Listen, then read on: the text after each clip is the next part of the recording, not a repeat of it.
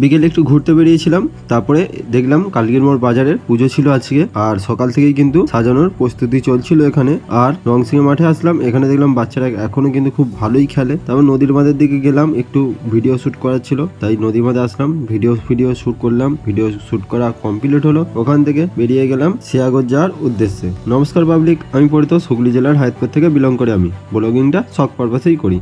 তারপরে রামপুর খালে আসলাম, আর এখানের কিন্তু পাম্পটা চালু হয়ে গেছে বাইকারদের জন্য, খুবই খুশির খবর। এখানে তেল ভরা কমপ্লিট করলাম। আর জয়পুরে যারা থাকতো তাদের কিন্তু খুবই অসুবিধা হচ্ছিল, কারণ তেল ভরতে নয় ঝিকিরা নয় শিয়াগড়ে যেতে হতো, তারা কিন্তু খুবই প্রবলেমের মধ্যে ছিল।